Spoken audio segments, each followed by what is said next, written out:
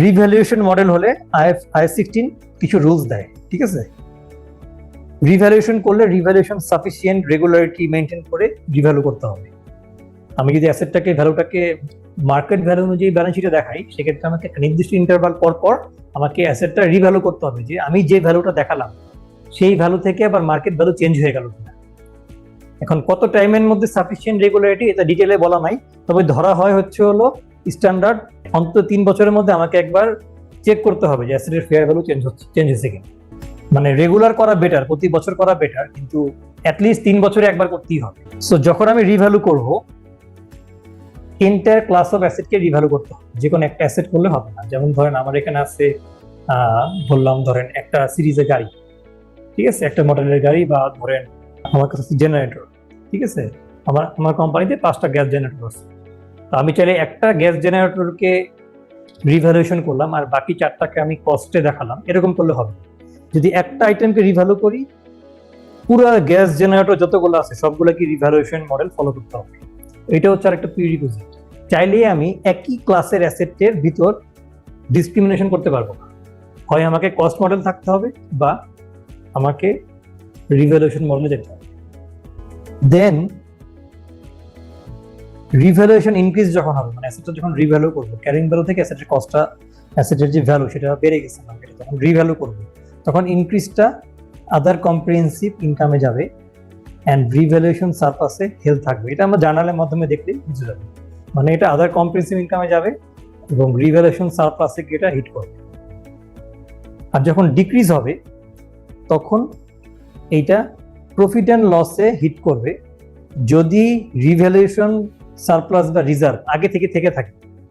ধরেন আমার অ্যাসেটের ভ্যালু ছিল 5 লাখ ক্যারিং ভ্যালু, যেটা আমি রিভ্যালু করে 5,50,000 করছি, ঠিক আছে, তাহলে আমার রিভ্যালুয়েশন সারপ্লাস হচ্ছে বা গেইন বা সারপ্লাস হচ্ছে 50,000 টাকা।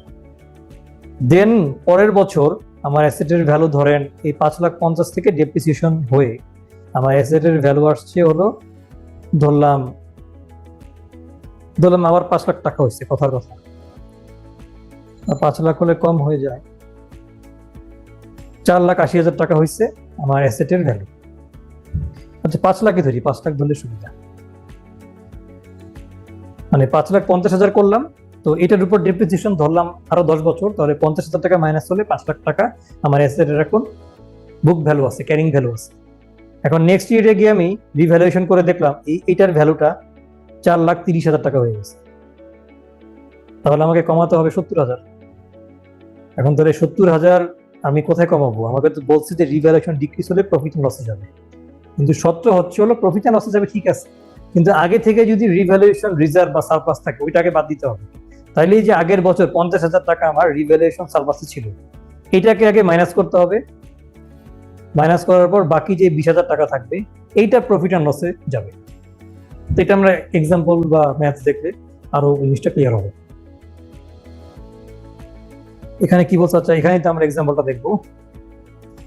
আনডেপ্রিসিয়েটেড অ্যাসেট যদি রিভ্যালুয়েশন সারপ্লাস হয়, যেটা ডেপ্রিসিয়েশন হয় না, ল্যান্ড এই টাইপের জিনিস, সেক্ষেত্রে জানানো হচ্ছে ল্যান্ডের যে কস্ট বা land debit revaluation surplus credit, ঠিক আছে।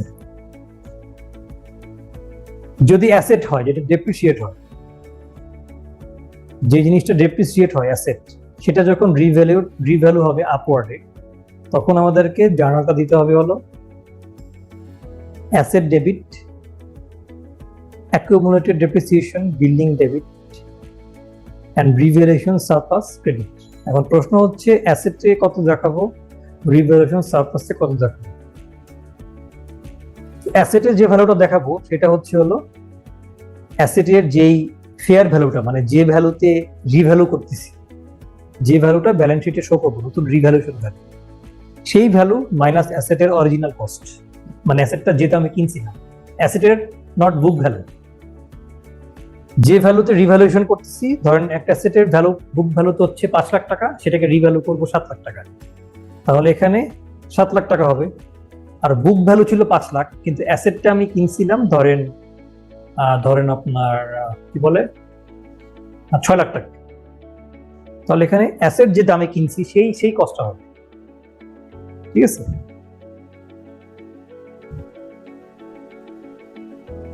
আর রিভ্যালুয়েশন সারপ্লাস হবে হচ্ছে হলো এই যে যে যে যে ভ্যালুটাকে রিভ্যালু করলাম এটার থেকে ক্যারিং কস্টটা বাদ যাবে, অ্যাসেটের যে ক্যারিং কস্টটা সেটা বাদ যাবে। তো ম্যাথমেটিক্যাল এক্সাম্পল হলে আরো ভালো বোঝা যাবে। Then assets annual depreciation, assets annual depreciation charge on the full amount. আমি যখন রিভ্যালু করব তখন রিভ্যালুয়েশন যে নতুন অ্যামাউন্টটা হবে অ্যাসেটের ওইটার উপর আবার ডেপ্রিসিয়েশন ক্যালকুলেট করতে হবে। তার মানে ডেপ্রিসিয়েশন জানা তো আমরা জানি যে depreciation debit, accumulated depreciation credit. এই ডেপ্রিসিয়েশনটা কিসের উপর ক্যালকুলেট হবে? নতুন যে অ্যাসেটের রিভ্যালু করলাম সেটার উপর নতুন করে আমার ডেপ্রিসিয়েশন পলিসি অনুযায়ী ডেপ্রিসিয়েশন ক্যালকুলেট করতে হবে। এখানে একটা এক্সাম্পল আছে। A company has two non-current assets. Asset A হচ্ছে 1.4 million বা 14 lakh, bought some years ago and is now valued at 4,500, মানে দাম অনেক বেড়ে গেছে, 14 লাখ থেকে 45 লাখ হয়ে গেছে। Asset is not depreciated, assetটা depreciate হয় না। আর asset B 5 লাখ টাকা দিয়ে কিনছে 5 বছর আগে, এটা depreciate হয় 10% cost per annum, ঠিক আছে? তাহলে 50,000 টাকা করে প্রতি বছর। দেন এই অ্যাসেটটা 8 লাখ টাকা রিভ্যালুয়েশন হয়েছে। কোন অ্যাসেটের লাইফে চেঞ্জ হয়নি, কোন অ্যাসেটের লাইফে চেঞ্জ হয়নি। তাহলে এই অ্যাসেটটা যদি এই অ্যাসেটের যদি ডেপ্রিসিয়েশন হয় 10% করে, তাহলে বুঝছি স্ট্রেট লাইন মেথড, তার মানে এটা 10 ইয়ার্স লাইফ। তার মধ্যে অলরেডি 5 ইয়ার্স গন, কারণ বলতেছে যে 5 বছর আগে কেনা হয়েছে, তাহলে আর 5 ইয়ার্স ডেপ্রিসিয়েশন বাকি। এখন আমাদেরকে জার্নাল দিতে বলছে এবং রিপোর্ট দিতে বলছে। তো দেখি প্রথমে অ্যাসেটের জন্য কিছুই না, আমরা শুধু ভ্যালুটা বাড়াই। আমার রিভ্যালু করতেছি কত? 4.5 মিলিয়ন, আর অরিজিনাল কস্ট কত ছিল? 1.4। তাহলে 3.1 মিলিয়ন হচ্ছে ডেবিট, অ্যাসেটের ভ্যালু বেড়ে যাবে, আর রিভ্যালুয়েশন সারপ্লাস 3.1 মিলিয়ন। দেন অ্যাসেট বি, অ্যাসেট বিতে প্রথমে কি করতে হবে? এই অ্যাসেটটা কিনছিলাম কত দিয়ে? সরি, এই অ্যাসেটটা রিভ্যালু করলাম কত দিয়ে? Fair value. ফেয়ার ভ্যালু হচ্ছে 8 লাখ, এখান থেকে অ্যাসেটটার যে কস্ট সেটা হচ্ছে 5 লাখ। তো fair value minus cost 3 lakh টাকা। দেন ডেপ্রিসিয়েশন, যেহেতু 5 বছর ডেপ্রিসিয়েশন হয়েছে, তো অ্যাসেটের ডেপ্রিসিয়েশন হচ্ছে 10%, তার মানে 50,000 গুণ 5, তাহলে এটা হচ্ছে 250,000 হচ্ছে অ্যাসেটের ডেপ্রিসিয়েশন। তাহলে এই 250,000 ডেবিট হবে, ঠিক আছে? আর ক্রেডিটে হবে হচ্ছে হলো আমার এই অ্যামাউন্ট। রিভ্যালুয়েশন সারপ্লাস হচ্ছে আমার ক্রেডিট হবে এই অ্যামাউন্টটা। তার মানে আমরা যদি দেখি যে অ্যাসেটের ক্যারিং ভ্যালু থেকে আমরা যেটা ক্যালকুলেশন করলাম যে আমাদের রিভ্যালুয়েশন ছিল 8 লাখ, যখন আমরা রিভ্যালুয়েশন সারপ্লাস ক্যালকুলেট করবো আমরা আবার ফেয়ার ভ্যালু দিব মাইনাস অ্যাসেটের ক্যারিং ভ্যালু। ক্যারিং ভ্যালু কত? অ্যাসেটের ভ্যালু ছিল 5 লাখ, 5 লাখ থেকে ডেপ্রিসিয়েশন চার্জ করা হয়েছে 2.5 লাখ, তাহলে 8 লাখ থেকে এই ভ্যালুটা বাদ দিলে 5,50,000 আসে। তাহলে আমরা এভাবে ক্যালকুলেশনটা করতে পারি, বা এই দুইটাকে যোগ করে এর বসা দিতে পারি। এটা কোশ্চেনের সিচুয়েশনের উপর ডিপেন্ড করবে। দেন এক্সট্রাকে কিছুই নাই। ব্যালেন্স শিটে কি হবে? ব্যালেন্স শিটে হবে ল্যান্ড 45 লাখ আর অ্যাসেট হবে 8 লাখ, মানে যেটা রিভ্যালু করলাম, তাহলে টোটাল 53 লাখ। আর revaluation surplus 31 lakh and 5 lakh 50, 36,50,000। Decrease, যদি রিভ্যালুয়েশন লস হয়, ডিক্রিজ হয়ে যায়, ঠিক আছে? So decrease in value on a revaluation are recognised an expense. Normally এক্সপেন্সে বুক হয়, কিন্তু এক্সেপশন আছে। এক্সেপশনটা এখানে লেখা আছে অলরেডি, একবার বলছি, পড়ে নিয়েন, এক্সাম্পল দেখলে জিনিসটা ক্লিয়ার হবে। তো রিভ্যালুয়েশন লস হলে জার্নালটা হচ্ছে এরকম: রিভ্যালুয়েশন সারপ্লাস ডেবিট, যদি রিভ্যালুয়েশন সারপ্লাস থাকে তার মানে ইফ এনি, যদি এক্সিস্টিং থাকে তাহলে, আর না থাকলে তো রিভ্যালুয়েশন সারপ্লাস আসবে না, ঠিক আছে? দেন হচ্ছে হলো লস অন রিভ্যালুয়েশন ডেবিট, যেটা হচ্ছে আমার প্রফিট এন্ড লসের আইটেম। ক্রেডিট হবে অ্যাসেট। তো এটা আমরা দেখি যে এ ল্যান্ড ওয়াজ অরিজিনালি কস্ট 15,000, মানে যেটি এক্সাম্পল, কথার কথা, হাইপোথেটিক্যাল অ্যামাউন্ট, যে ল্যান্ড 15,000 টাকা দিয়ে পারচেজ করা হলো, যেটাকে রিভ্যালু করা হলো 20,000। Now the value has fallen to 13,000, মানে 15,000 টাকা দিয়ে কেনা হয়েছিল 2 বছর আগে। যেহেতু ল্যান্ড ডেপ্রিসিয়েশন নাই, সেজন্য ডেপ্রিসিয়েশনে কোনো ঝামেলা নাই। 15,000কে 20,000 করা হয়েছিল রিভ্যালুয়েশন। তখন তাহলে আমার রিভ্যালুয়েশন সারপ্লাস ছিল 5,000 পজিটিভ।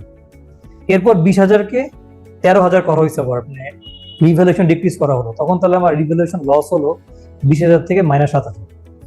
ঠিক আছে, সো এখানে তাহলে কি হবে, এটা এক্সাম্পল এখানে আছে কিনা? আচ্ছা আছে। এখানে যেটা হবে সেটা হলো যেটা বললাম যে আপনার যেহেতু 5,000 টাকা রিভ্যালু হলো, সেই জন্য এই 5,000 টাকা রিভ্যালুয়েশন সারপ্লাসে ডেবিট হিসেবে চলে গেল। Land debit 5,000, revaluation surplus debit 5,000। যখন আবার 7,000 টাকা কমাবো, তখন 7,000 টাকা আমাকে বেসিক রুল কি বলছে, রিভ্যালুয়েশন ডিক্রিজ হলে এক্সপেন্স হিসেবে প্রফিট অ্যান্ড লসে আমার রিপোর্ট হবে। কিন্তু এক্সেপশনটা হচ্ছে হলো আমার 7,000 টাকা কমছে, 7,000 টাকা কি আমি আমার এক্সপেন্স হিসেবে প্রফিট অ্যান্ড লসে দেখাতে পারবো না। যেহেতু আমার 5,000 টাকা রিভ্যালুয়েশন সারপ্লাস আছে, তাহলে আমাকে এই 5,000 টাকা আগে রিভ্যালুয়েশন সারপ্লাস থেকে কমাতে হবে, বাকি 2,000 টাকা প্রফিট অ্যান্ড লসে বসাবো। ঠিক আছে, তাহলে আমি যদি এক্সাম্পলটা দেখি, রিভ্যালুয়েশন সারপ্লাস হবে 5,000, লস অন রিভ্যালুয়েশন 2,000, আর অ্যাসেটের ভ্যালু 7,000 টাকা কমবে আমাদের এই কেসে, যেটা হচ্ছে ল্যান্ড। তাহলে এখানে দেওয়া আছে জার্নালটা, এইটা হচ্ছে হলো আমার কেস। ঠিক আছে, ডেপ্রিসিয়েশন অলরেডি বলছি যে ডেপ্রিসিয়েট করতে হবে। এখানে এক্সাম্পলটা আমরা দেখি আগে করি, যে van limited commence trading on January 2001 ধরলাম। On that day the company purchased A building, cost হচ্ছে 1,20,000, যেটা লাইফ হচ্ছে 30 years. So the company uses a revaluation model for building. After 5 years of trading, 2006 সালে ভ্যালু হচ্ছে 1,75,000 টাকা। ঠিক আছে, কিন্তু অ্যাসেটের লাইফ কমে নাই, কারণ 5 বছর হয়ে গেছে, লাইফ ছিল 30, এখন আর 25 বছর আছে। এখন বসছে ডেপ্রিসিয়েশন ক্যালকুলেট করতে এবং রিভ্যালুয়েশন সারপ্লাস। তো আমরা এভাবে করে ক্যালকুলেট করে ফেলতে পারি। মানে আমি পার্টিকুলার এই ধরনের একটা মানে কি বলবে ফরম্যাট প্রোফর্মা মেনটেন করি। এটা করলে মানে জিনিসটা সিকোয়েন্সিয়ালি হয়, কাজ করতে সুবিধা হয় এবং আপনার পরীক্ষার হলেও প্রেজেন্টেশন ভালো হয়, ভুল হওয়ার কোনো সম্ভাবনা নেই। প্রথমে দিব হলো অ্যাসেটের কস্ট, কত দিয়ে কিনছিলাম 1,20,000। এরপর হলো লাইফ, অ্যাসেটের লাইফ হচ্ছে 30 বছর, তাহলে প্রতি বছর ডেপ্রিসিয়েশন কত, 120 ভাগ 30, 4,000 টাকা। দেন কত বছর ইউজ হয়েছে, 2001 থেকে 2005 পর্যন্ত, তাহলে 5 বছরের ডেপ্রিসিয়েশন 4,000 গুণ 5 সমান 20,000। তাহলে জানুয়ারি 1, 2006 অ্যাসেটের রিটার্ন ডাউন ভ্যালু কত? রিটার্ন ডাউন ভ্যালু হচ্ছে ক্যারিং ভ্যালু বা বুক ভ্যালুর আরেকটা নাম। অ্যাসেট রিটার্ন ডাউন ভ্যালু কত? তাহলে দেই, এই যে 1,20,000 দিয়ে কিনছিলাম, 1,20,000 মাইনাস 20,000 হচ্ছে ডেপ্রিসিয়েশন, তাহলে 1,00,000 টাকা হচ্ছে বুক ভ্যালু। রিভ্যালু করলাম কততে? 1,75,000-এ। তাহলে যেটা রিভ্যালু করলাম সেটা বেশি না কম? সেটা অবশ্যই বেশি, তাহলে রিভ্যালুয়েশন সারপ্লাস। ঠিক আছে, তাহলে হচ্ছে রিভ্যালুয়েশন সারপ্লাস। এখন বলতেছে যে রিমেইনিং লাইফ কত আছে, 25 বছর, কারণ 30 বছর ছিল, 5 বছর চলে গেছে। তাহলে অ্যাসেট রিভ্যালু করলাম কততে? 175,000। এটাকে 25 দিয়ে ভাগ দিই, তাহলে নতুন ডেপ্রিসিয়েশন পার ইয়ারে এখন হবে 7,000। ঠিক আছে, তাহলে জার্নালটা কি হবে, যদি ডেপ্রিসিয়েশনের জার্নাল দিই, depreciation debit, accumulated depreciation credit 7,000।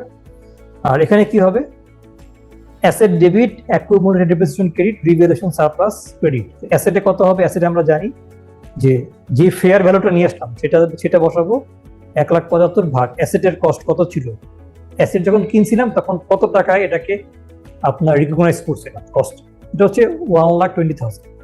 এটা বাদ দিলে 55,000, ডেপ্রিসিয়েশন 20,000, আর রিভ্যালুয়েশন সারপ্লাস 75,000। এটা কিভাবে পেলাম রিভ্যালুয়েশন সারপ্লাস? এই যে এই জায়গায় আমি পেলাম। তার মানে আমার এই চার্টের মধ্যেই সবকিছু থাকবে, তাহলে আমার নতুন করে আবার ক্যালকুলেশন করার প্রয়োজন নাই।